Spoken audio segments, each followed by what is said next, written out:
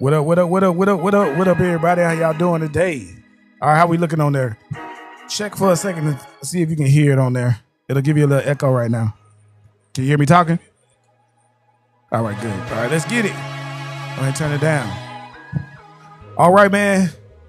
Y'all know it's your boy, Mr. Conversation, man. We are here with a new episode of The Hot Seat with EJ Thomas. I have three very beautiful, intelligent co-hosts here with me today. Starting on my right, I have Miss Jazz. Happy Friday, y'all. What's good? What's good? In the middle, I have Ebony Alchemy. Okay. What's up? And on the end, we have got Lady Blue. Happy Friday. Okay, for sure, for sure. All right, man. Everybody, y'all know we on TikTok. Y'all know to double tap the screen. Show us some hearts. I don't ask nobody to necessarily send anything or whatever, but make sure you double tap the screen. We got these 4 topics we're going to be talking about today. First one we're going to talk about is, are we doing too much for prom? Second one we're going to talk about is putting yourself first selfish. Third is going to be profanity in kids. And fourth, which we're going to save for last to make sure we can hold you here, is side piece etiquette, y'all. That's what we're going to talk about. Shout out to Jasmine Paul, who's in the building. That's you. Oh, Lord. My bad. No. That's not me. Okay, my bad. Shout out to Jasmine Paul, who's in the building. Shout out to Neo. Everybody else. And I know who Royce is, but anyway. All right, so I got a different camera I'm going to set up as we get some more people. I got to keep my phone ready so I can open up the door for some people that's still coming in. Got to be careful. I always got to keep security going. Anna Nikki, what's up? So my plan is for everybody who is like, why y'all coming over here now?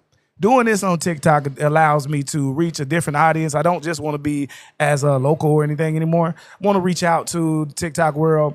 Shout out to all y'all who support me as Mr. Conversation on the things that I do with Kicking It with Mr. Conversation. So we're bringing this here. I will then share this to other platforms.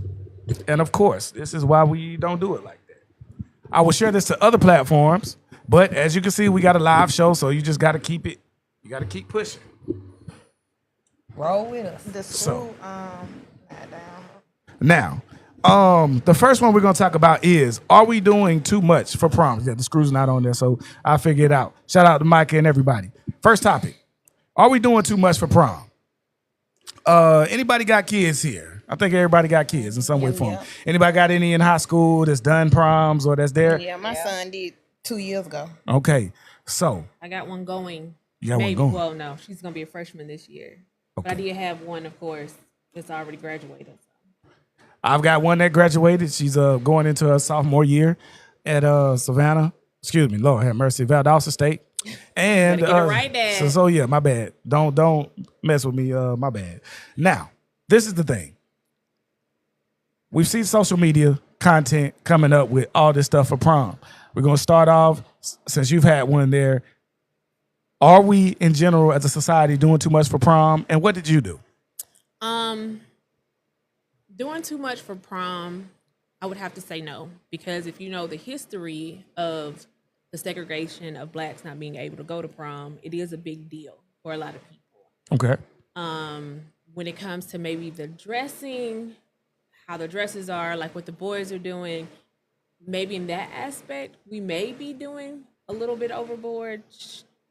Be classy. You're going to a prom, you're not going to a club or anything like that. But as a whole, I don't feel like we're doing too much for prom. Okay.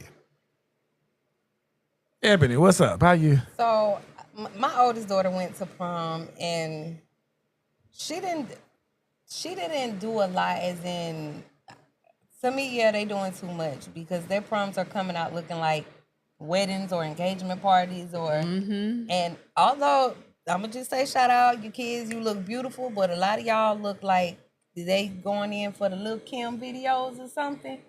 That part throw me. Like, I seen a girl, she looked beautiful. She was a senior in high school, but she had the Lil Kim vibe going on where the boob hang and then the dress just covered the nipple part, and I don't know, when did that become okay? Because I know when I was younger or 18, your mom and daddy wasn't going for your titty hanging out at prom. No hips, no. And even just when my daughter graduated in 22, we weren't going for no titty hanging out at prom. Nope. She looked beautiful. She had a lace dress, had her dress her dress was made by hand and everything. She looked beautiful. She did a lot. She drove a Charger. She did her thing. But how they go out there and spend thousands of dollars for a dress? No, baby, we not doing all that. You're not getting married. Even if I had, I wouldn't do it. And I do understand, like you said, if you knew the history behind it, which I didn't. So you taught me something on that, but still, I just feel like that's still too much. Right. Because sorry. No, because like you said, it's the dressing, and I feel like we're not doing too much, but we are, because like you said, the dressing and all that flashiness, and it's not a dance anymore. It's becoming, what's the word I want to say? A production. Slutty? Yeah. A show off. Yeah. It's like, I'm gonna a show off and a competition. That's what it is. To me, it's always been about the show off. It's just the dressing has become more provocative. Yes. Now, if we want to go back to talking about history and not being able to, they didn't dress like they dress now. Exactly. So if you go back to history, we'll say even in the simplest time, they took something and made it out of what they had, and they went for the good time. Yep. They wanted to be able to be included. Exactly, you said a good time. They went for a good time. They wanted to be included. But like you said, now it's about the show off. So we can't blame that on history if they trying to celebrate or show out because of history. Because history would say you would dress a certain way, you would cover up, you would be home by a certain time. And, but they ain't doing it. That ain't what they doing. That's not what they got. So I will say, well, thank God I got a boy. I got years, about 6 more years for Naya to graduate. But anywho, I say yes, and I'm gonna say black folks be doing way too much, as my godmother say. It went from enjoying the moment, having a good time, and this your senior prom or your 11th grade prom.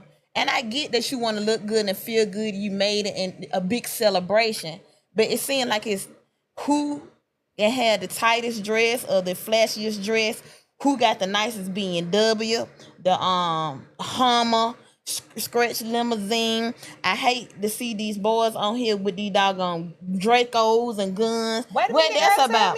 Where they got the money flashed all up here for like they just balling. The money and guns ain't got nothing to do with prom. They ain't got nothing to do with it. And I don't like the fact that, like you said, it's like an engagement or wedding. I see if you have a prom date and it's it's cool. Like my son was with both of his friends through high school. You know what I'm saying? But I just don't. I'm not a flashy person, and I don't really fool with people that's like that because it ain't never enough. Right. And it's always a competition. And I ain't never been in that type of person. Like I am who I am, and I always been that way, and I'm gonna be that day. I'm be this way until I die. But I don't like how they took the essence, the beauty out of it. Now it's just all for show and prom. It's not. It's almost like a rites of passage to hood rich, to show who's hood rich. Right, and I don't like that. We didn't do that. We could have when they got a Mercedes and stuff, but now I drove my 2016 Nissan. I know that's right, baby. We not finna go do out for what? And I hate to say this, but how many of them kids crashed on prom night? How many children that died? Yeah, and I didn't want to say it that way, but you're right. right. But they have drinking and all that. Renting that car, and then they go and crash that car. Or they my flash son, you your money. They and went. Now somebody think you got money. Now they try to rob you on prom night. Right. My son had his little prom dates or whatever. They went out. My son was at home by 12 o'clock. Amen. Now what he did in between, I don't care. As long as he was at home and I was able to pick in that room and see him in that bed and say thank you Jesus in the morning, because a lot of people didn't get a chance to do that. But I just don't like it. Like I be like, dang. And then I seen one girl, she made like a whole doggone video like of her whole day. Then it was another girl, she made one that was like the Friday episode. Like she woke up and stuff, and it went real viral. I'm like, why it doesn't? Now, they might be content creators, though. The content creators, I get that, but I feel like way too much. Come on now. We talking about prom. I haven't seen that, but I do like when they make the little content creation, videos where they be like, "Come with me while I don't understand. Y'all got to flash the money. Y'all got to have the guns and all this here. Yeah. I'm like, for what? And you think it's cute, and then you got the grown folks glorifying it. Mm-hmm. That's the thing. That's the problem. And then the girls with these these dresses that's crazy. The parents paying for it, cause what money they damn got?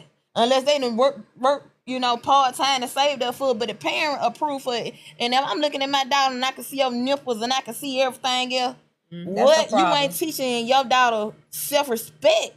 First thing, I see you want to look good, look cleavage here and there. But if I can tell everything that you got going on, you ain't saving that for the imagination, baby. Jad don't roll like that. Not over here. We ain't going out like that.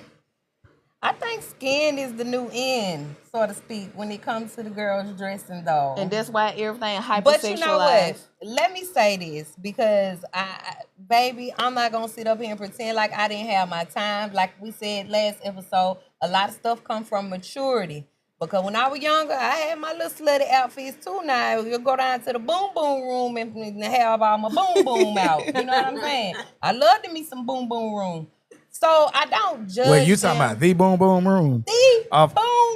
Oh, you talking about Casita Road? The purple building. Wait, that got changed to the white in the boom boom. With the one pool table. She said the boom boom room. EJ, how many times you want me to say? I just want you to keep saying it because I love the boom boom room. I just had to say that. That was one of my little spots. I just want to put that out there. But go ahead. But boom boom room let me in early, so I wasn't mad at the boom boom room. It ain't there no more, so it ain't nothing they can do about it. Yeah, baby, that was over 20 years ago. All right, statute limitation is gone. So, yeah, there you go. Let me get up in there for a second. As far as the prom is concerned, this is nuanced, but you guys touched on two main points that I have. One, it is too much, right? We've taken it too far. The way that the kids dress now is not acceptable, man or woman. I think things should look a certain way. I'm a little more traditional when it comes to that. And I don't think that you should have skin showing as a 17-year-old girl. Or 16. And all of that. You know what I mean? Yeah, just saying. But at least, again, this is legality versus morality. But at least once you're 18, law, right? But until then, your parents should be controlling how you dress to a certain degree. And you should not have any nipples shouldn't be showing at any time, especially because you're around other young people. And their parents might not want them to know that. They don't need to see all that. But let's pull it back from the strict stuff. Let's talk about the money stuff, right? Mm-hmm. We're starting to get them used to all this money has to be done for an event that only lasts, 3 hours. Okay, why should I be paying $4,000? And I've seen people with $1,000 limo service, $500 dress. Hold on, because she said something about that what the parents spend. Now I give it to these young kids. A lot of these young kids now got their entrepreneurship spirit on them. They braiding hair, they doing nails, they getting in their bag while that's in fine, high school. But that's a minority, not the majority of kids. Majority of kids still don't work at this day and age. Right.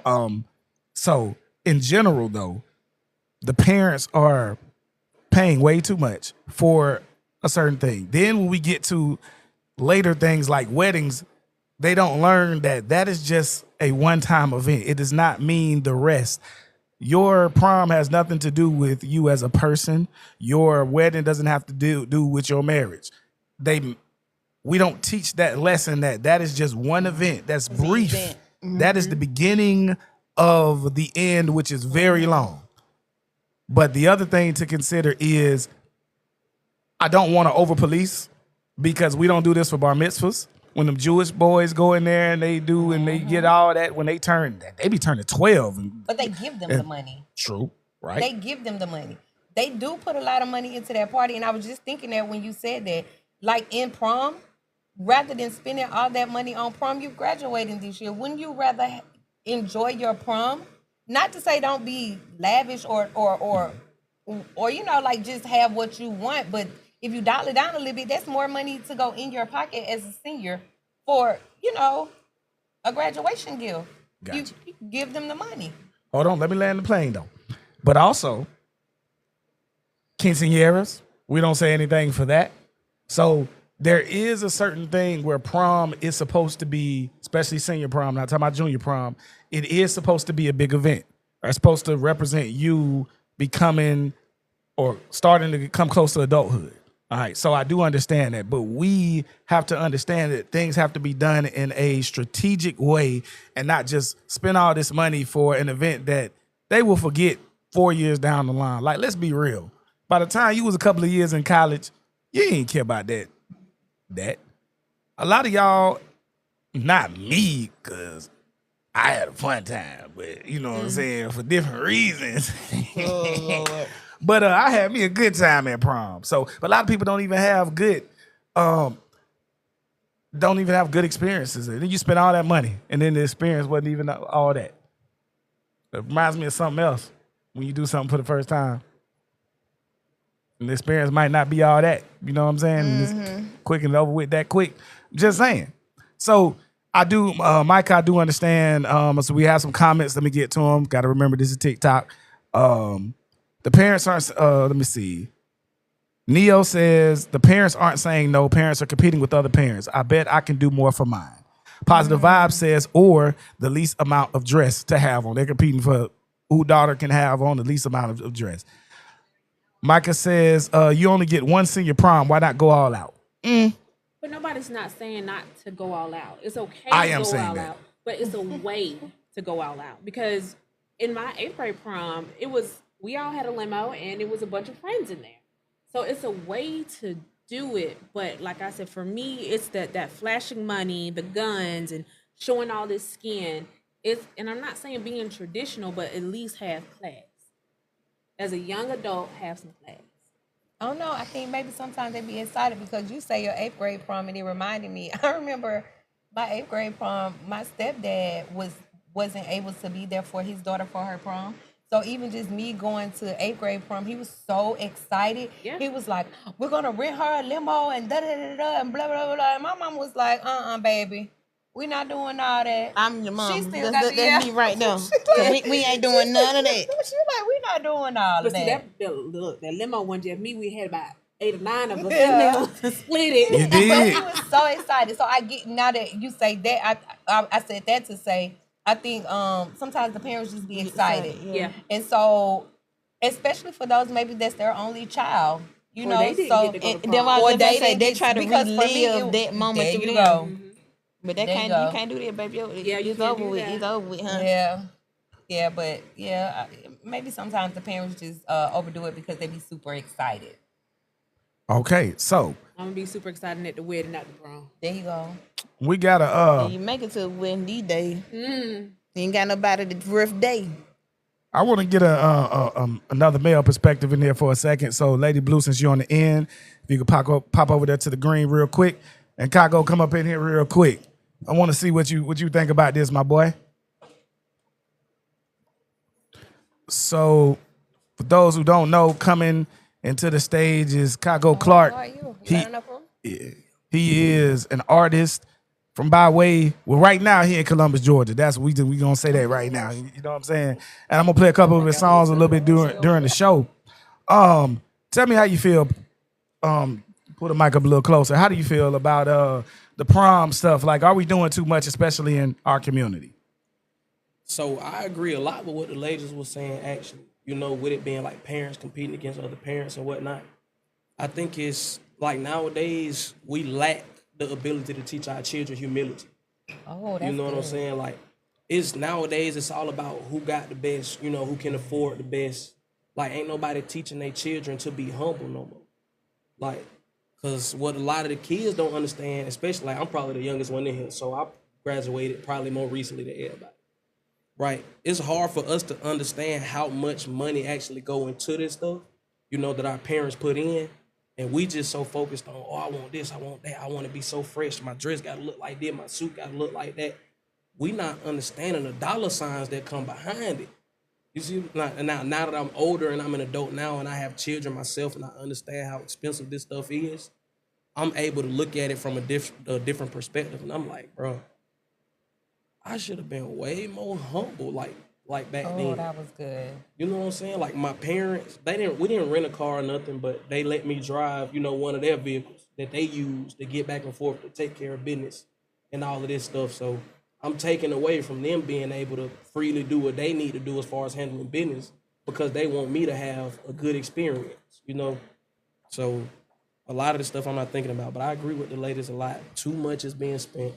Too much is being done. So you agree that we're doing way too much? Yeah, I'm with you. How old are you? I'm 25. Oh, you young. Yes. Okay. So young with some sense. Young with some sense, though. Yeah, that's what I said. How old are you? Yeah, I'm feeling it. That was big of you too. That last time we talked about the accountability, and now, like at his 25, like I said, it goes with growth and maturity. At his 25, he's like, yeah, I look back on that, and I'm like, yeah, I could have been way more humble. Like that's I like that accountability. You do your thing. For sure. Okay. So since you brought up the age and it hasn't been that long, do you remember your prom? Like for real? Do you remember? Man, I remember like the majority of it, like all the main details. Okay.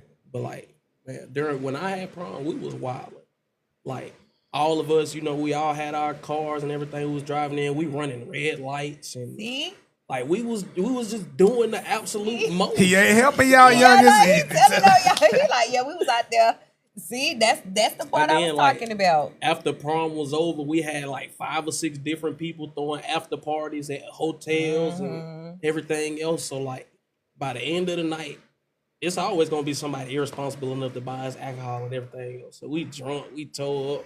Like I remember the big stuff, like actually going to the location of the prom and all of that, but all the stuff that happened after, I don't remember much. Oh my God. So 7 years later, and 7 years later, and you don't remember much. It's starting to get fuzzy.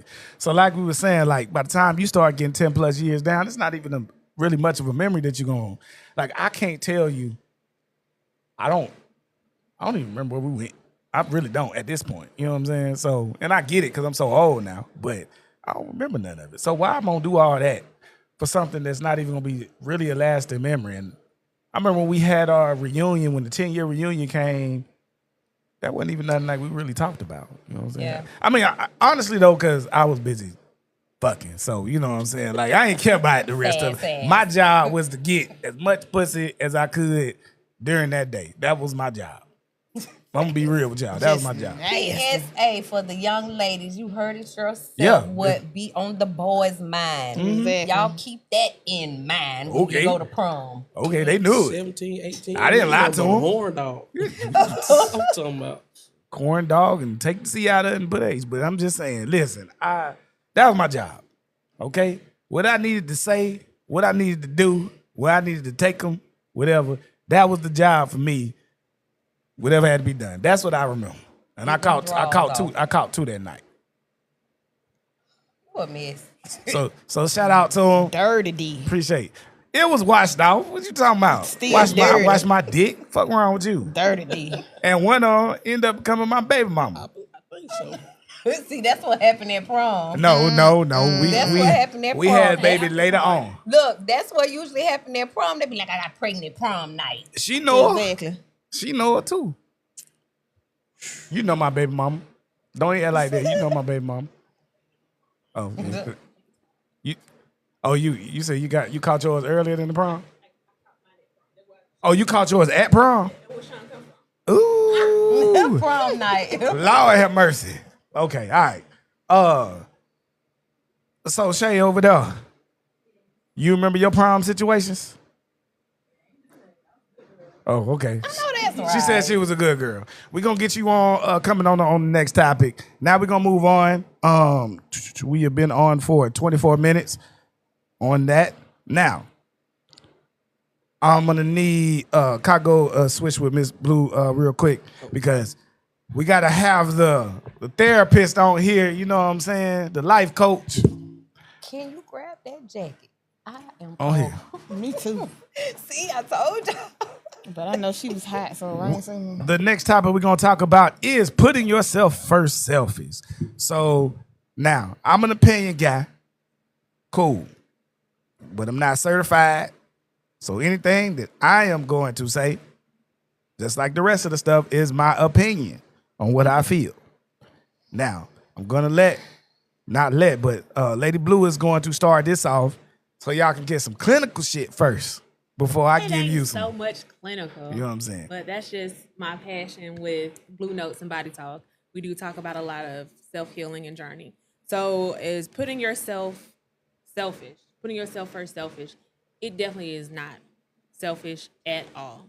Because one, you should have boundaries. And when you put yourself first, if they cannot respect your boundaries, hey, you gotta let them go too. But you have to put yourself first because you can dig yourself in a hole.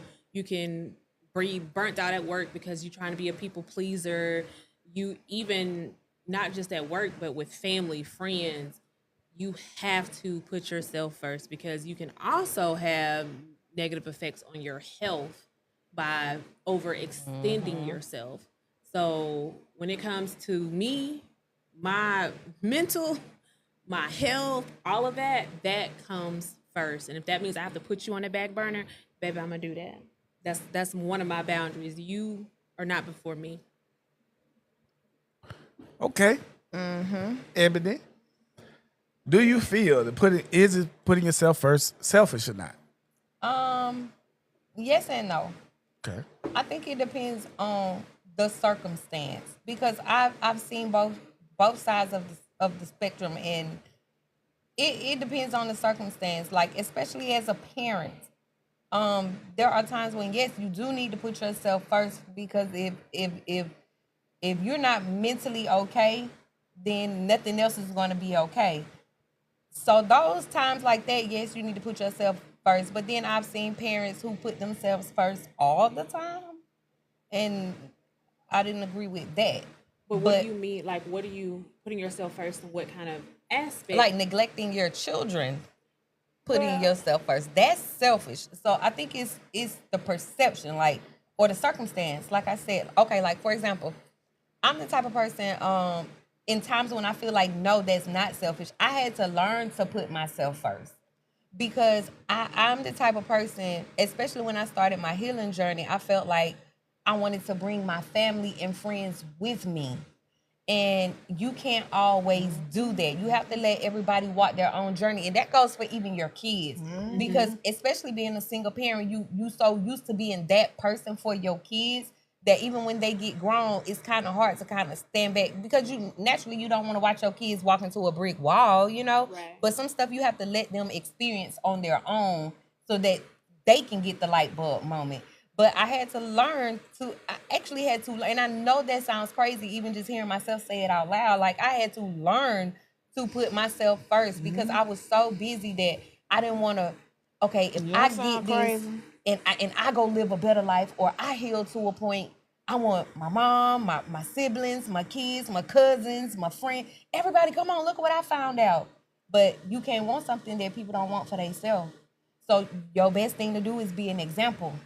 They see the results on your life, and if they want it, they'll come along, or they'll start their own journey, whatever that looks like for them. But in that case, no, that's not selfish. Sometimes you gotta, I'm gonna say 95% of the time you gotta put yourself first. Yep. Okay. Jazz. Okay, now this topic is close to heart for me because this is something I've been working on for the past 10 years. I am, number one, empath, and I'm a super people pleaser. Yeah. So with those two things, a lot of people saying that I got a curse. I got the curse of I got a good heart, and it comes with a curse because, you know, I give with my heart, I show my heart on my sleeves, and sometimes people can take advantage of that. So with that being said, I had to learn to put myself first. And I was forced to put myself first because, you know, I was married. I put my husband first. I put my children first. You know, I fed everybody first. I never really did anything for myself, but you know, God, you know, did some things in my life where I was isolated, and I had to analyze myself, and that's when my eyes, my ears, my mind to begin to open to new things, and I can hear God for Himself, and I didn't start loving myself and actually saying that I love me until 10 years ago. I didn't even know that I loved myself. I didn't know that I loved jazz. So for I know for the past 5 years, I've learned to love me. I learned to take myself out on dates, give myself flowers, anything that I want for myself. Now, even when it comes to job, because you get burnt out on work, like she was saying. You know, I'm trying to be appealing to my supervisor so I can make sure I get my merit increase, you know, so I can or stay in my position or get promoted. So it's like you always doing it. And I found myself on autopilot so long till I had a nervous breakdown in 2023. And I had to go to a mental health facility for 4 or 5 days because I didn't realize it until my body completely shut the fuck down on me. And I literally didn't know who the fuck I was. Literally, I couldn't even tell you my damn name. Yeah, it can happen. So it can happen. And when it came to my children, because now I'm a single parent because my husband had passed away, I had to relearn how to live without him. So I had to relearn me. I had to relearn a new life without him. And being a single parent, because I have always been in a relationship since I was 16 years old. So I would say that I was dependent, but I always had somebody to be completely by myself. I had to learn, but the jazz that y'all see now is the jazz that I've been working for years. And I can stand before anybody and say, I love me, regardless of who say or who go, regardless what folk got to say, because baby, y'all went in there when I was crying. Y'all ain't gave me no tissue paper. Y'all done went there was that when I was in that prayer closet or when I was in that hot shower, crying my eyes out or drying my tears because I ain't want my children to know I was crying because my heart hurting and I'm putting folk before me. But baby, when I tell you, sometimes I get out there, I get some of that sunlight. I take these shoes off. I go out there and walk in my yard. I put on my gospel music. I may put on my church music. It depends on how I feel. Whatever the spirit take me, I'm going. But I've learned to take some time out for myself. I don't care if I go to McDonald's by myself, baby. You think I'm finna go to go somewhere? And baby, I'm just going to the grocery store. I'm going to Walmart. Okay, that's where I'm about to go. But with self growth and self healing, you have to do that. It's so many people out here hurting. Yes. And they bleed on others when they get on a relationship because they haven't put themselves first. Yeah, and that's what I was saying about, the people pleasing. When you are a people pleaser, you lose yourself. You forget who you are. And like you said, you wake up one day and you be like, dang, is this even me? Who is this? Woo-woo. You don't know. Oh, you said something about she took it, but I want to piggyback off of it a little bit. When you said something about you was doing something about the people pleasing, you was doing for everybody and doing this and doing that. I remember I used to be a very, very, very active member of this church, and I love her, Nadia McCoy. She came up to me when the church they were praying. You know how people come around and be like, "God told me to tell you," and she was like, "You need to be delivered from people." And so I dive in. I have a thing where I say, "Let's unpack that." You know how people be like, "Let's unpack that." So when I unpack that, I realized, for me, I can't say this for you, but that's what I wanted to ask. For me, I realized that I overextended myself to people in kindness and love. Like I poured more and more and more because I don't know if I was trying to prove that I was a good person, or if I felt like if I'm great or kind or loving, the more kind and great and loving I am to people, the more that they'll give it back. There you go. Yeah. So I've been going to counseling. So my therapist had looked me in my eye and told me, you pouring in people's cup and it's overflowing for them, but ain't that gonna come in your cup? You got holes in your cup. And then another thing, you can't expect the you from other people. That's right. So you if they ain't giving it, there you go, baby. So what I had to learn from, I love when the people who love me instead of the people that I love. Because who I love may not love me the same way. Feed see what I'm feeds saying? you. Right. Feeds you. All right, ladies, I got to jump in here based on the time and stuff. So what I want to do is two of them, Ebony and Jazz, step out for a second. Shay and Kago, come on, sit back down so you guys can talk about it. As y'all are coming in, I'm going to talk about and give my point of view. Yep. Yeah, we got a lot of Jews moving back and forth on the stage. That was very, very powerful. Y'all, come on, sit down. So I will say this. All right, I got to speak from the masculine perspective, from my point of view. First of all, is it selfish? Well, I'm gonna tell you, as a man, we're not allowed to do it. Okay, society doesn't allow us to do that. All right, the moment you do, you're vilified. I know a lot of people not gonna agree with this, but I'm gonna tell y'all my perspective.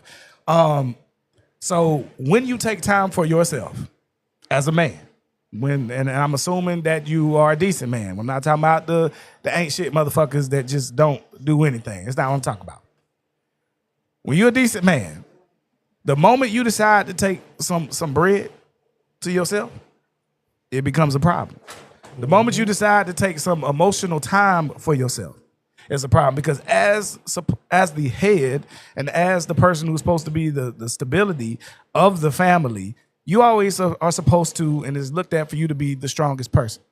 So I found, and when I talk to a lot of men in particular, that when we are weak, when we decide that we want to take some time for ourselves, we're very rarely able to do that. And it doesn't matter what age, because, and I have a comment that says you're considered sassy if you don't just work and provide.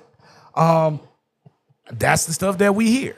The moment that you have some weakness and you just be like, hey, listen, I just need some me time. I need to take some time for me. That's moments that you're not providing for your family. That's moments that you're not there for. I do a lot. I wear the shirt Superman for a reason, because I do a whole goddamn lot. All right, and I'm proud of this moniker, Man of Steel. However, I fall short sometimes and I get weak. But society, every time I have gotten weak, that's when you hear the, oh man, you ain't doing what you're supposed to do. You need the man up. Yeah. Come on. Man. Now I'm about to be 40. I'm turning 40 in June. And you 25, but we got the same damn story. Now I just saw you I know you're having a problem, just get married recently, right? You know what I'm saying? So you're doing that work at an early age. And you already feel that way. You feel me?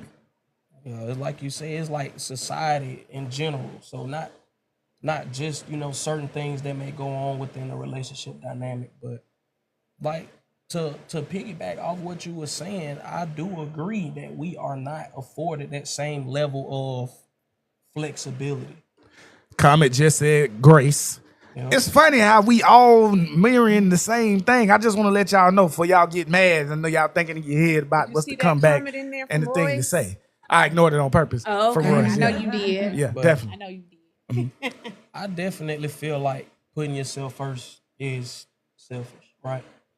I don't think it's a problem with doing things for yourself sometime or taking that time to yourself, right?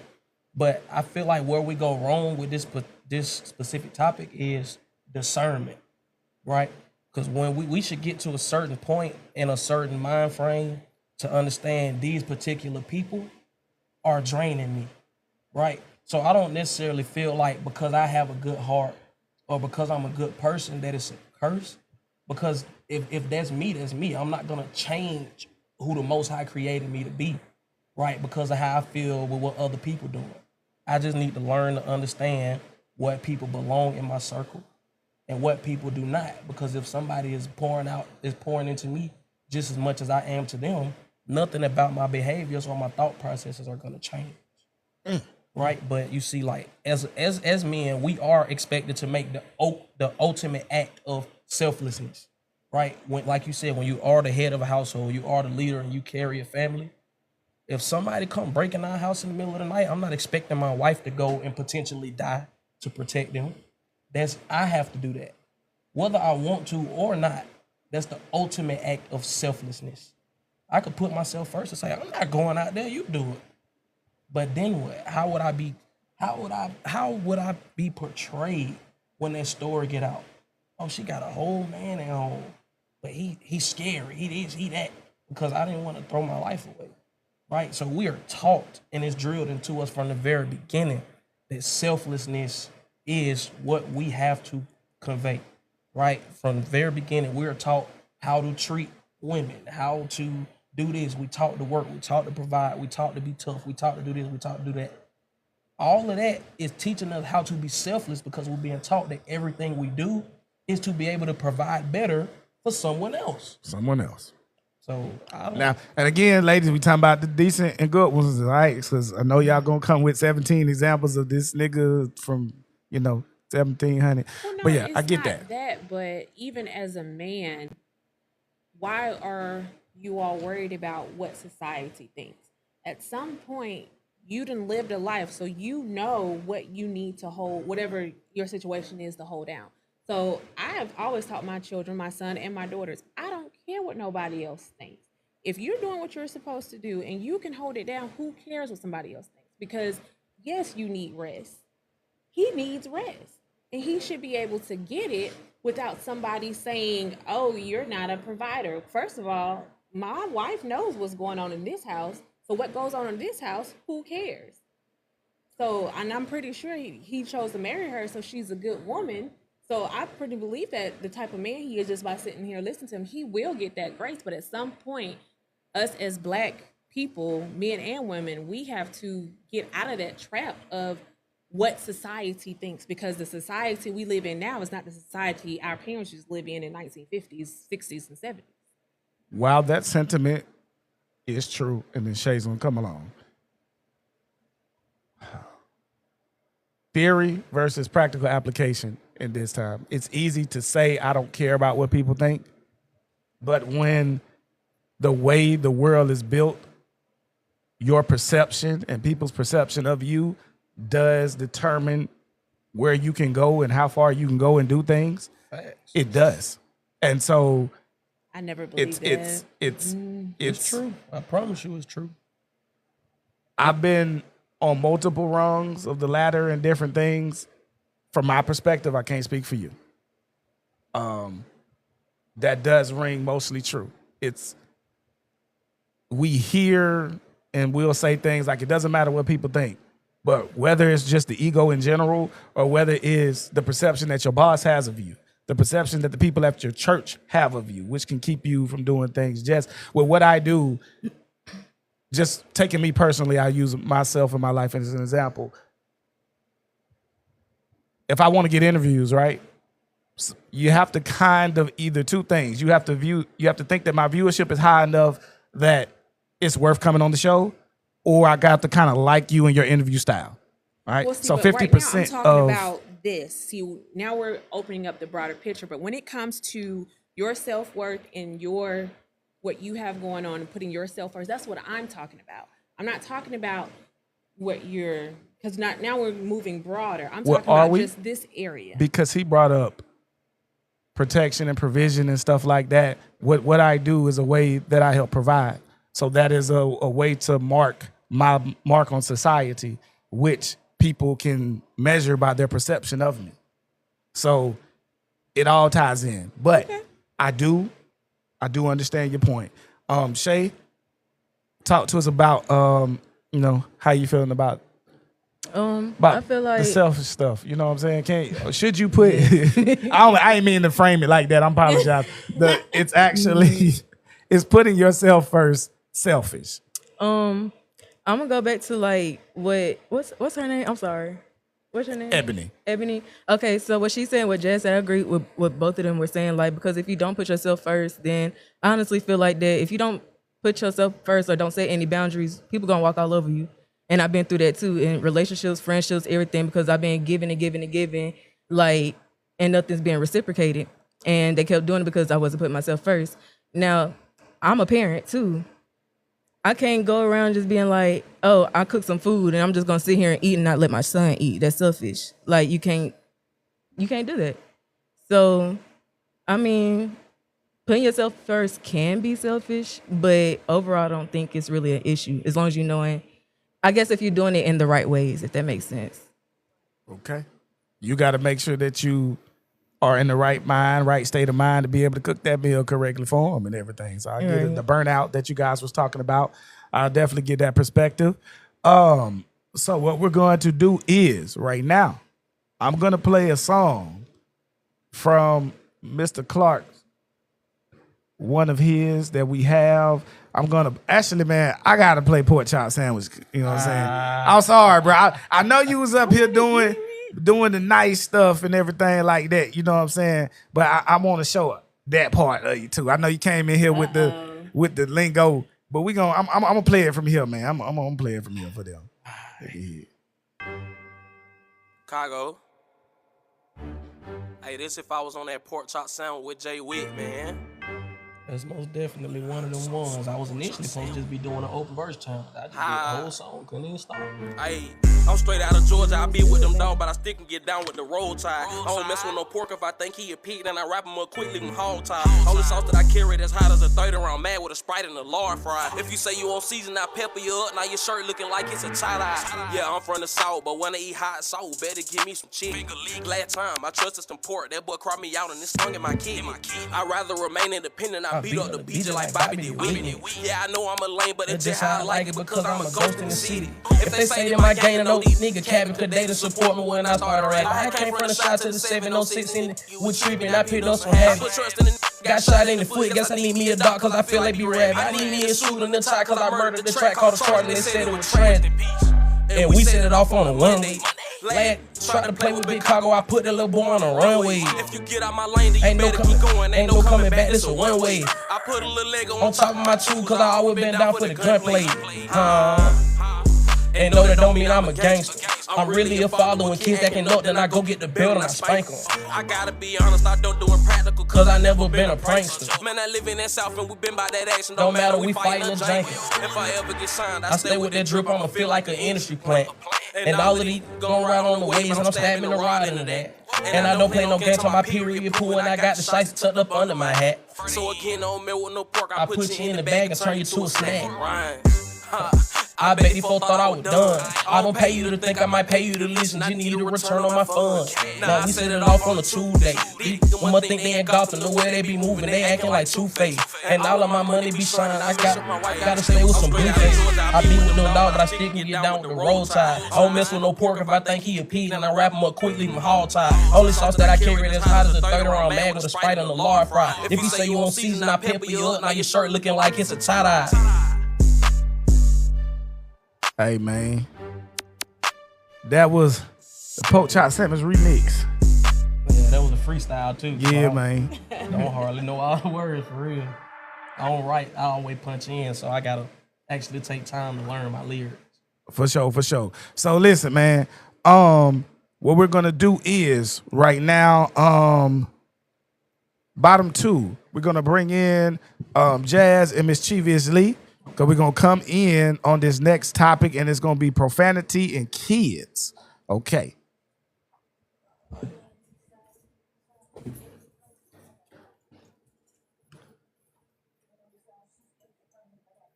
Okay.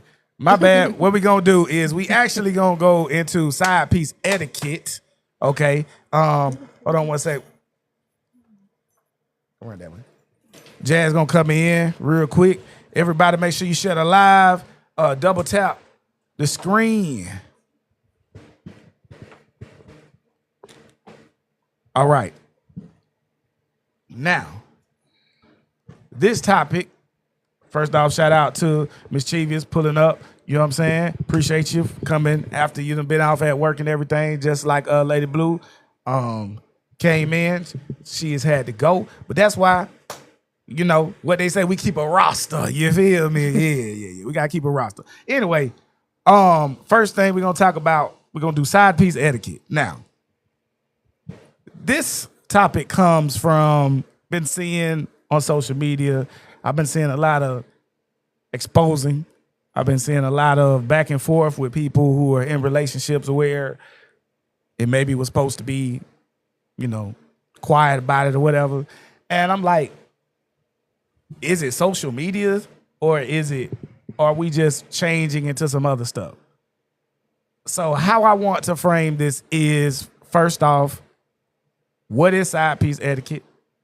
The answer to that, from my perspective, is how you should act if you choose to be a side piece. Okay, there are some rules. Now, if you are not one, we don't have to hear, I'm not one. Okay, let's go ahead and say this. Say, I'm not one. I'm not one. Say, I'm not one. I am one. Okay, I'll say I'm not one. I plead the fifth. Okay, he says, I'm not one. Ebony say, you're not one, right? All right, so, all right. You heard that. They've all said they're not one. They currently don't have any. So y'all, please, when we're having these conversations, let's be adults about it. We are speaking. This is the topic. All right. So, gonna start off to my right, since you're the closest person.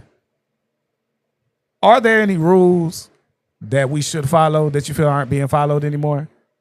People don't know how to shut up. You keep their mouth closed. But I ain't know we was getting directly to it like that. God damn. That's the main thing. Rule number one. Shut Hold up. on, I gotta give you a whole. Just shut up. Rule number one. She already addressed it out of my rules. Shut the fuck up. That's rule number one. Continue, ma'am. I apologize. Have a plan. Have a plan. Have a plan. Okay. Shut up again. I don't know. Them really my two things. Just shut up and have a plan. All right. So let's get into have a plan. Cause shut up. I'll get into that one a little bit more. But having a plan. Having a plan. What do you mean by have a plan? Okay. So I feel like if you're gonna be on the side of something, like you should be getting some sort of like side treatments. Like you're gonna be a side piece or a whore. A whore you just fucking. You right? But if you're gonna be a side piece, like get something out of it. Like, I mean, you can be trying to save up for something. He can be helping you, like, pay a few bills here and there. Or do something if you're gonna be on the side. Like Transaction. yeah, like, cause if I knowingly know you got a woman, I'm not finna just be sitting on like fucking on you for nothing. Like that's just how I feel about it. So you need to be one of those, like you say, the strippers. I'm only stripping so I can save for my college tuition. That type of stuff. Yeah, okay, got like you. that, I guess. I'm only in this game because I need to, Yeah, okay, got you. So have a plan. All right? I'm gonna dive into that one a little bit more too. Mischievous, how do you feel about side piece etiquette in general? What's up? People actually just don't know the rules or haven't gone over what. First of all, let me just be real. Side piece etiquette, that's bullshit. You know what I'm saying? Like, the whole thing is bullshit. If you value yourself, pretty much, you wouldn't be a side piece. Second, if you are going to be a side piece, do it well. Shut the fuck up. I feel like not necessarily a plan, but maybe an arrangement, some understanding going on, if you want to call it a plan. But there's some sort of dialogue or arrangement is understood. Okay. For me, one rule: no evidence, no face, no case. Y'all out here taking pictures together. Y'all going on trips and stuff like that. That can be used against you. If you fuck up, hey, I got you. I can tell on you. I got these pictures. I have this evidence. So make sure there's no evidence available. 3, why are you doing it? Is there a particular reason? Are you in love with this person? Are you waiting that hopefully maybe they'll choose you or pick you? Or are you just hanging along? Fuck out of here with that shit. Hell no. A lot of people, but you know what? To be honest with you, yeah. A lot of people do fall into that side piece situation because they got hope. Well, maybe he'll leave her and he'll love me because I'm with him or whatever. Not knowing he gonna do the same thing to you too. So it's gonna be another side piece. It's gonna be like a 12-piece side piece. After a while. Get the wings. Yeah, yes, sir. Like all flats flat in the lemon pepper. You You do just it. stop playing. But honestly, be grown about it. Be mature about it. If you're going to be a side piece, the etiquette is be grown about it. Make sure that you doing it for whichever reason it is. Compensation. You ain't got nobody. You just lonely, tired of being lonely. You just want to fuck. You just want, whatever the case may be. If you're entering into a side piece situation, men and women, let there be a mutual understanding first and foremost. No evidence, and shut the fuck up. All right. So I'm agree with everybody else. Rule number 1: shut the fuck up. Ain't no talking. Ain't no bumping no gums. None of that. Now the etiquette comes in the plan, and a lot of people, like you said, they don't know what they getting themselves into. What if it's transactional for money, groceries, whatever, gas, whatever. It's strictly sex, but a lot of people get in it and they really be boyfriend and girlfriend, and people feelings be getting hurt. Now, if you know that you just side piece, you know good and well this lady ain't leaving her husband for nothing. This man ain't leaving his wife for nothing. Y'all need to talk. People don't like to talk and be grown. Look, you going home to your old lady. I'm going home to my however it gonna go. But don't be calling the house at a certain time. Y'all got to know the time. Why you jumping in my shit? But I was just write it down. You jumping in my shit. They're calling that inappropriate hours. Don't call after hours because you know I ain't gonna be able to answer the damn phone. Don't do that. If you see me out and I'm with somebody, you know you ain't none of my nigga. Don't get in your goddamn feelings. Mm-hmm. Get out my mind, nigga. Damn. That's the truth. Don't be getting your feelings. Don't be getting all mad talking about who I'm dancing on. I ain't none of your motherfucking woman. So don't be asking me no goddamn questions. It should be turning me on, though. Side piece etiquette also. And stay out your feelings. A lot of times, like I said, these people get in these things and don't know what they getting into it for. Make sure you know what you getting into it for. And if you're a person, lay your cards out on the table and let that person choose if they want to deal with you or not. Because the shit ain't easy. And it ain't for everybody. People get in their feelings, they get emotional behind it. Then you start loving this person. Then you start yearning for this person. Then you get mad at this person. Now you want to break their goddamn home up. Nah. Know what you're getting yourself into. And I'm going to say another thing that you should do. If this person giving you some red flags, like they breaking the goddamn rules, they calling after hours, or they actually doing crazy ass shit, cut their ass off. Because they going to ruin your whole motherfucking life. Period.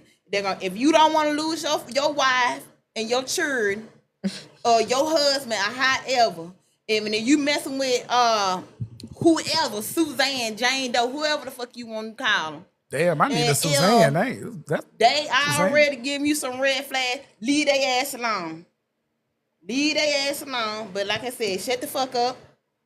Set boundaries and rules. And know what you're doing it for.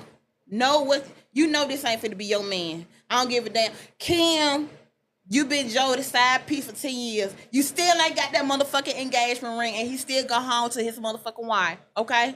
Why is you still thinking that this man finna marry you? Now, just have your little fun time, and that be it, It is what it is, but don't think, and to all the side pieces, whether you want to admit that you're a side piece or not, don't go in here thinking you finna suck this dick better than the wife, ride this dick better than the wife, or do something better than the wife at doing, to think it's gonna compensate and make this man leave his wife or the man vice versa. At the end of the day, these married folk gonna be what they married folk. I know. I'd have been married 3 times. And I'd have been on both sides of the field. I have been a side piece and I have been the damn wife. And everything that I'm saying is fucking true.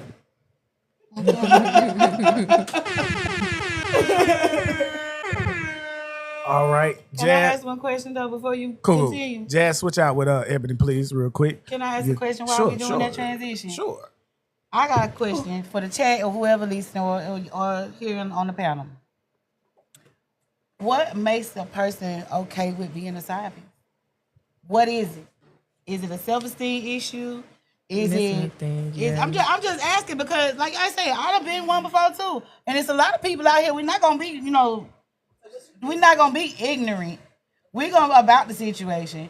But a lot of people don't even know they side pieces and be side pieces. So how they know the etiquette if they don't even know they're a side piece because people be lying. If we talk about we're talking about situations the ones that people know. who know. Yes. I got you. That's what I understand. But I'm just saying, like, for real, like she said, staying around 10 years as a side piece. I can say 6 months, maybe 2 weeks, 3 months. You know what I'm saying? Like, who long-term side pieces out here? Like, that's crazy to me. Happily, it did. Yeah, like, that's crazy. That's crazy. Dizzy. That's what I'm saying. Like, what make a person stick around for 10 years being a side piece? Dreams and lies. Like I said, hope, right? Dreams and hope. lies. Oh, yeah. No, not hope. Dreams and lies. Or, you got them people who've been hurt so much, they tired of being hurt. Comment. A comment says, if you've been around for years, you're not a side piece anymore. You have upgraded to mistress. So, a mistress still a side piece. It ain't the main one. You can dress a pig up and put lipstick on that bitch, still a pig. Oink, oink. Tomato, mistress side piece. So there is power, but there is power in being a two. I guess. So, okay, so you asked the question. No, I'm saying, you know what I'm saying? There's power in being a two. Okay? It's just like being an auntie versus being a mom. What's the difference? One gave birth to the motherfucker. Uh-huh. And what else is the difference? As an auntie, you can play with the kid. You can have you some fun with the kid. That's the main difference. But at the end of the night, that mama responsible for that child. somebody else, exactly. You don't gotta take the motherfucker home at the end of the day. Right. So when you don't feel like being bothered with the kid, that's what I'm getting at. So that's the benefit potentially of being a number two. Some people don't have that emotional capacity. They don't want that full responsibility. They don't want that motherfucker. I'm speaking from wash your clothes. What I gotta cook for you every night. Sometimes you get to sign up for the good shit. You get to have the sex. You get to have sometimes some of the dates. You get to have some of the money on, but you don't have to do all of the other stuff on a regular basis. It's not every day. It's not a responsibility. It's a choice. So at any point in time, you can bounce. If I don't feel like this shit, I can just get the hell up out of this, okay? Go the fuck out your Been a side ass. nigga back in the day, and it's some of the best times in the fucking world. You know what I'm saying? So is it better for men to be that or is it women? Because I feel like women get more attacked. These days might be different because women don't give a fuck no more. Yeah. But I just feel like... That's why women don't really cheat better. Is that the men are better side pieces for the most part. There's always some tender dick niggas. But in general, there's always some exceptions to the rules. But in general, a man will be more willing. I'll be the number two. If I can get it halfway decent when I want it, you know what I'm saying? Assuming I can get access to the sex part at a decent amount, I'll be a number two. Like that's how we look at it kind of thing. You the number one comes with responsibilities that we were just talking about with being him. And now these bills always have to be. Now has to be done. Okay. It goes from responsibility to a choice or just when I feel that shit. I tried that shit. That shit ain't like that shit ain't right. Listen, let's be very clear. I was a side bitch in my past life. I did all the disclaimers earlier. You heard me. Yeah, but I will say. But Jazz took the words out of my mouth because niggas be side pieces too. Yeah. So the etiquette go both ways. And in my past life experience, like you said, tender dick niggas get in their feelings. They don't want you talking to another nigga. When the getting get too good to them, they don't want you talking to other niggas. They want to monitor your phone. They want to start paying your bills more than what they were already doing because they want that control. Somebody said bacon is a very good side. Bacon? Mm-hmm. I try to stay away from pork. That's one of the best sides that you have. I'm just saying. Bacon is one of the best meats in the world. You feel me? I like steak, but bacon, you know what I'm saying? We're talking about side pieces. Bacon is a side kind of dish meal, you know what I'm saying? Yeah, it's very good. You know what I'm saying? You ain't got to like it. I liked it. You know why you... I didn't say it. Okay. So, now, these are my rules. I said them mine. Hey, listen. These are my rules. And they match with a lot of what y'all was saying. Number one, shut the fuck up. AKA no exposing. Okay, there's under no reasons that you, from man to man, that you should be exposing this woman. No matter, I don't care if she's a fucking nobody. You know what I'm saying? There's no reason. Why are you telling everybody? Okay, we all got somebody we trust. Mine is my brother. He stay in North Carolina. You know what I'm saying? Like, if there's anything that I'm going to tell, that he's gonna know. So if I got into a fight or something, I stole something or whatever, he gonna know about it. Cool. But in general, y'all be around here telling everybody y'all doggone businesses. You know what I'm saying? And then the moment you get out with that person, they gonna go tell somebody else. And let's don't get started on y'all women. Y'all will go to a public place and go tell it at the beauty supply shop or the whatever. And now somebody overheard it. Now you got 15 different people I already know. The arrogance of men, they flaunt their side bitches now. Absolutely. They flaunt their side bitches now, baby. Now, I'm gonna get so to have a plan, I like that. I added that in. You do need to have, especially for women, especially financially and stuff like that. If I'm giving my time, effort, and energy to you, and I know you're already attached to somebody else, you know what I'm saying? There needs to be something, okay? It might, whatever it is that you're getting. And I truly do believe that, you know what I'm saying? To move in that space. Well, like I like to say, that type of stuff should only be for guys that got some money. Okay. Right. I do truly feel that way. You want to try to poly, you want to try to do all that stuff. If you can't afford a side bitch or a side piece, you should not have one. Okay.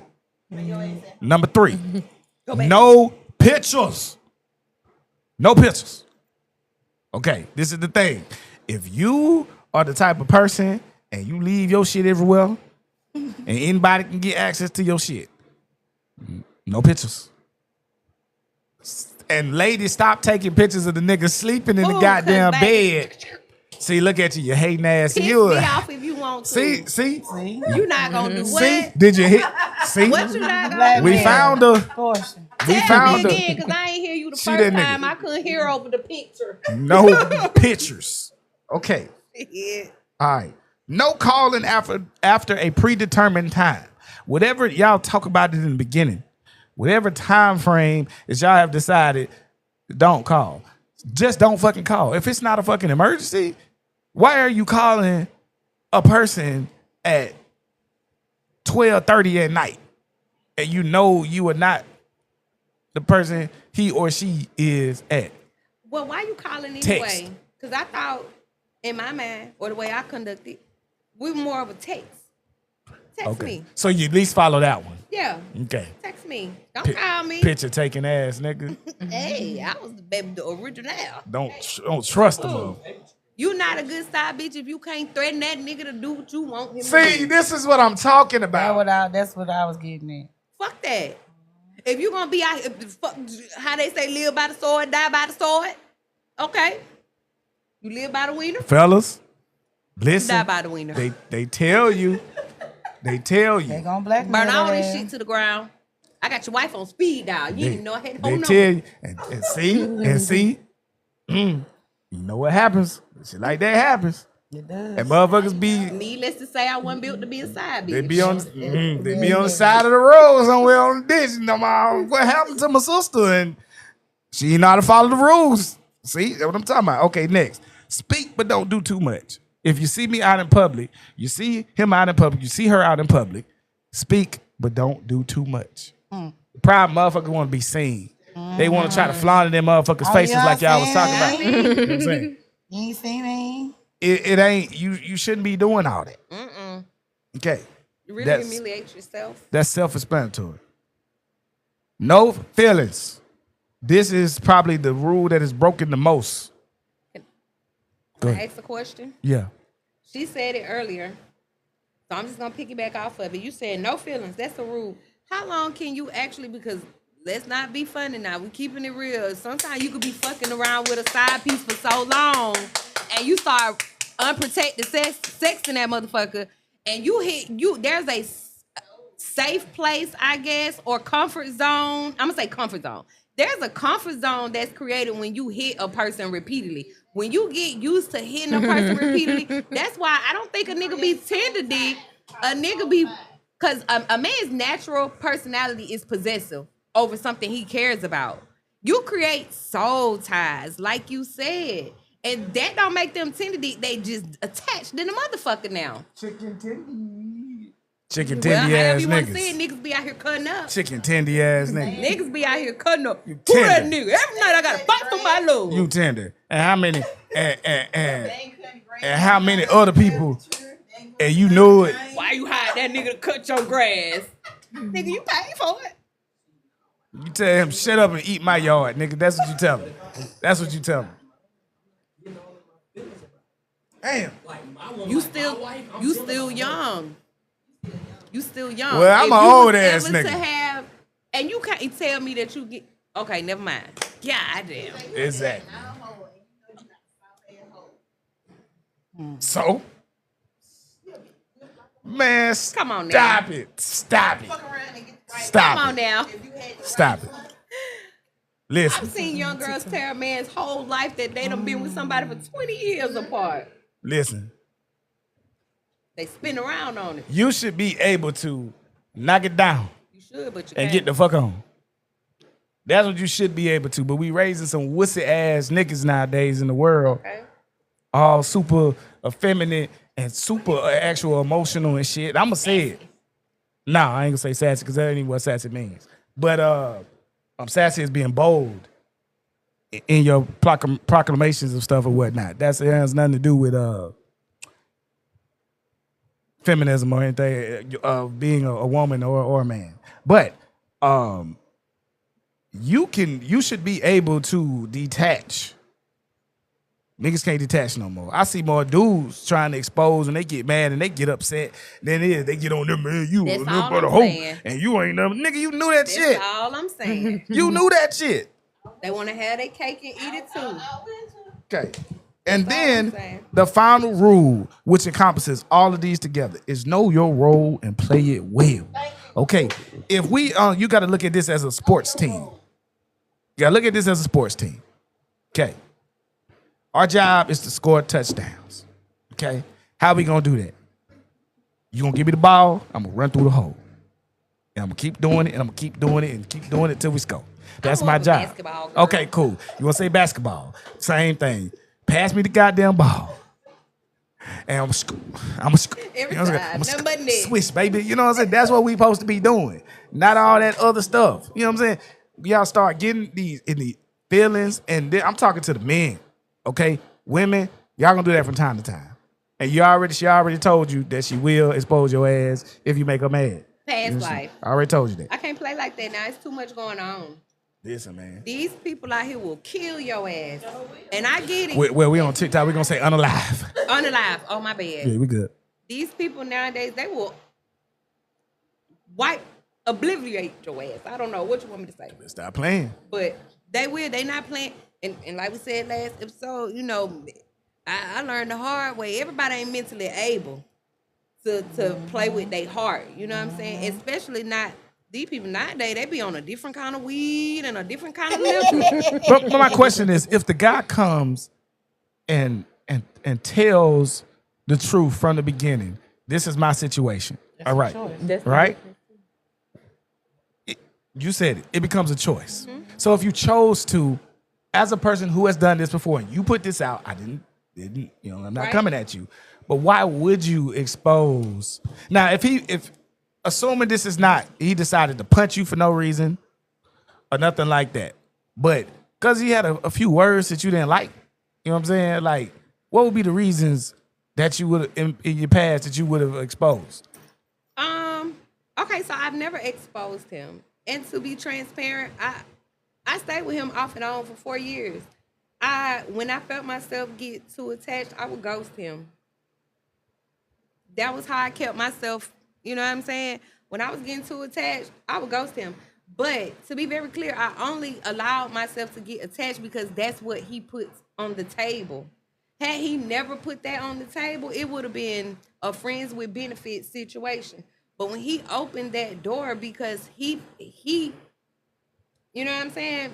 Or whatever, but outside of that, I don't think, when I look back on it now, because he really exposed it himself, you know what I'm saying? If he really exposed it himself, I'm going to say that, but I don't think I ever really would have. I think it was just a fear tactic, so to speak. You know, control. Yeah, it was a fear tactic. It was a fear tactic. But I've never.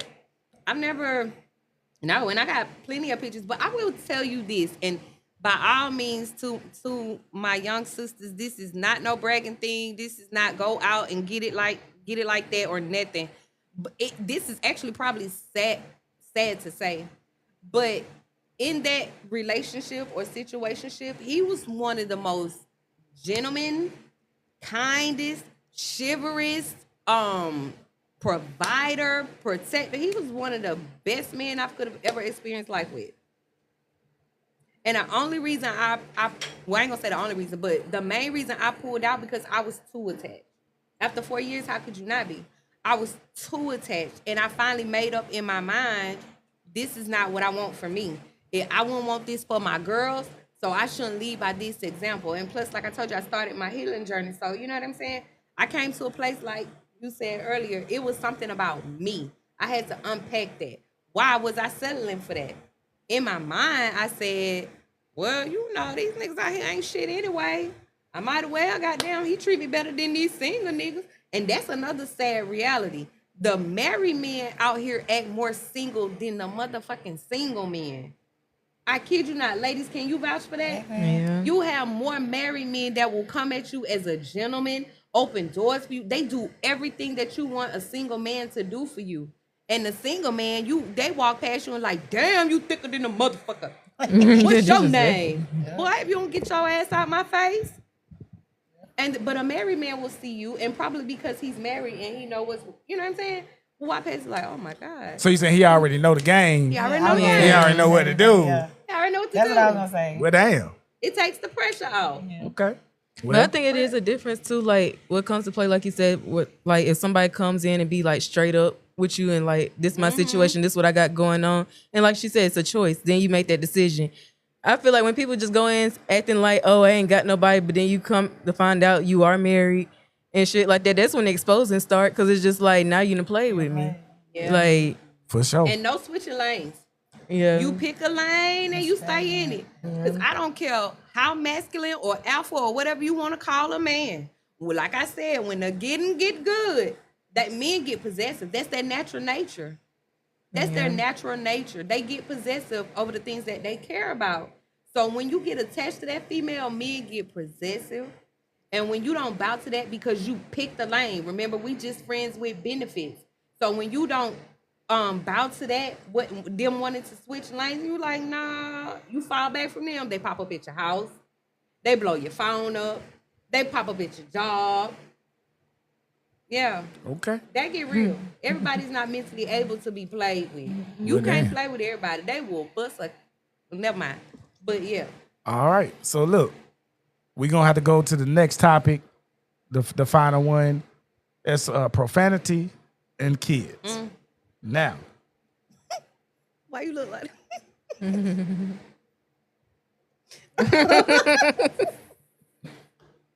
Is my daughter still in the chat? Because I know she'll chime in. Is that Miss Micah? Okay, yeah. So this is the thing. Miss Chivas, how about you start off on this one? You put this one in the chat. I did. All right. Only reason why I put that one in the chat is because I was fighting myself about this topic, honestly. I feel like the generations and how they raise kids now is definitely different. When I was coming up, my mama wouldn't tell me sit your black ass down, or you know what I'm saying, if I beat the fuck out you. It's like certain things, like you tell them sit your ass down, that's one thing. Or I don't know, I feel like sometimes it gets like ridiculous. Like, I don't know, I hear people like use F-bombs at their kids. They be looking, I can see if they grown motherfuckers. Like I got 20-something year old, and if I say sit your ass down, shut the fuck up. You 20-something years old. But when you got a 4-year-old, 5 little kids running around, I'm not just speaking on personal experience, but like you could be in the store and you'll hear like a woman or somebody yell at their child and be like, You get your ass over here, blah, blah, blah, blah, blah, blah, blah. And I be like, damn. You talk to your Is kids that like motherfucker that? grown, or are you talking to a grown person? Like, I feel like it should be some type of a limit, a boundary, or something. Like I mean, I get kids, or I get kids can cause you, anxiety, stress, all those things. Right. You might get mad and blurt out and yell if they like continue to annoy you or something like that. But to cuss a kid out, like just shut the fuck up, using those type of words, I hear it so much now. It's crazy. You could be in the store. You could be the one main thing for me is the store. I done heard it so many times in the store. I'm gonna beat your little ass when we get home. You motherfucker, I told you not to fucking touch nothing, and you sit your big head ass down when you get on my motherfucking nerve. Like, Jesus. Like, when did it become that? When did it become okay to really just cuss your children out? Period. That's why I brought it. I just think it's like I said, I might tell my little grandson to sit your ass down, so when you get on my damn nerve, I whoop your ass. I whoop your ass. I'm finna but beat I your just ass. feel like now it's getting to a point where, and I asked somebody why they did their kid like that, and he told me, I ain't raising no punk. Oh. I'm not finna raise no punk. So cussing a child out or cussing a boy out gonna keep him from being a punk or soft, or they go back to that struggle culture we were talking about last week. Yeah. What make these kids hard? Hey, we gotta chill out with the they flagged it for violent and criminal behavior. So we said we'll be okay. So we gotta say that. Okay. Sorry, but your live contains themes that some may find uncomfortable and has been restricted. They already did. I still see it. What they do, shut down the live? That just means they're not gonna send it to anybody else anymore. We gotta be careful over here. Go ahead. Well, that was my point. Just they I feel like it's getting more where it's okay. Where the excuse is, I don't want my child to be raised soft or raised where they don't have that oomph or that. I don't know. I don't know. I just think it's weird. Yeah, I would say you ain't got to cuss them out to make them tough, though. There's ways to go about it. But I personally feel like, no, because like they say, I mean, sit your head down sometimes. Like, I could say that, but I'm not finna sit there and call my son out his name. I don't even call him a nigga. Like, you know what I'm saying? Like, I don't even say that. Word. Like, I don't call him no bees. That's a child. Yeah. You know what I'm saying? Like, not like you said, every now and then I'm gonna sit down somewhere, but all I gotta do is just raise my voice or use a certain tone and he'll sit down. Like, or I get that switch. All I gotta do is show him the switch. Like, I barely have to whoop it. I just gotta show it to him. People don't even know what the switch is. Exactly. But like you said, you be all up in the grocery stores and I be hearing people cussing their children out, and the kids be the same age as my baby, like 6 years old, 7. And the kids just looking at, then you wonder why you got kids running around here cussing. Yep. And it's just like, that's why I don't.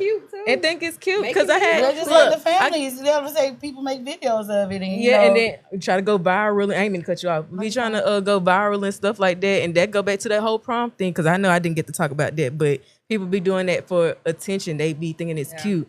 And just like a quick little side story, I went to the park. I took my son to the park. I usually don't let him play with the kids out there where I stay at because that's just not how I'm raising them. Them kids don't be staying in kids' places. Yeah. So I took him to the park one day, and it wasn't like it was other kids out there, but no other parents. I was the only parent out there. It makes you feel like you watching everybody's kids. And I ain't watching nobody else's kids. It got me messed up. But no, for like I heard the little boy, like it was a little group of kids and they just cussing up a storm. I'm like, your mama know you cuss? And then one boy he was walking around saying the N-word. I was like, your mama know you walking around saying that? Talking about something? Yeah, she knows. She said it's okay. So he just walking around just willingly saying it. Him and a group of kids just cussing. I'm just like, oh yeah, babe, come on. We go to the park downtown. Like, let's go somewhere else because we ain't doing it. And then I don't want people to like attach that to our culture. Like, you know what I'm saying? That's where it seems like it come from. I really see like it's more of our own that do that. I don't know. I guess maybe other people do it too, but I know for sure you go down TikTok and videos like that, it's a lot of us letting our kids talk like that and think it's gonna get views and likes. I just don't think it's a good thing. Like, I feel like in the long run, my personal belief is like it's almost verbal abuse. Because I was going to say, oh, my bad. Everything. Go ahead. See, I'm gonna just apologize in advance because I was a cussing mom, but I did have, like she said, limitations. I had limitations. Certain cuss words I didn't like to use with my kids, and then, like she said, like Shay, right, said, what really, really changed me, 2 incidents. When it came to my girls, I don't know if I want to do. I'm gonna say that different. I knew of someone that I used to spend a lot of time with them, and they had a habit of calling the girls bees when they fuss, And once I started picking that habit up, and I see like how my kids respond because they wasn't used to that. I was like, yeah, that ain't nothing I want to be doing. But then I met another girl or was hanging with another girl for a little while, and I heard her fuss at her son one day, and she called him a bitch ass nigga. That changed my perception tremendously because I felt like my heart broke. He was probably 8 or 9 at the time, but she was fussing him. She was, get your bitch ass in there, nigga, and da-da-da. I'm like, whoa. That's what I'm talking about. Like, people like, why would you? I know grown men that if you come out your mouth to them like that, not every man mama told them don't put your hands on girls. And I'm gonna be honest, I don't tell my son not to put his hands on girls. I tell him don't abuse women, but I tell him don't you be abusing women and don't you let no woman abuse you. Because I also grew up watching somebody I know who took advantage of the fact that she was a female, but she got that in her like a nigga. She got that dog in her. She got that in her like a nigga. And I watched her use that to her advantage when it came to her relationships, where she would put her hands on them, and a man's natural response, when you get hit the right way, your reflex will catch somebody, right? And when she look over there cracking up, but I promise you, I have watched her hit a nigga man and nigga head go back. And I just used to be like, damn, are you gonna hit her back? Like, I felt bad for him. And one day he finally Donkey Konged her ass. Boom. Well, I'm gonna be very quick on this one. You don't agree? No, it's not about whether I agree or not. This is one of those things where I know I shouldn't, but I did. And do. And now they old enough where I can say it, a little something now, you know what I'm saying? But when I was a little younger, I said a couple of words I probably shouldn't have said. Now, I think you live and you learn. I've raised some decent kids and stuff like that, so luckily it wasn't too much.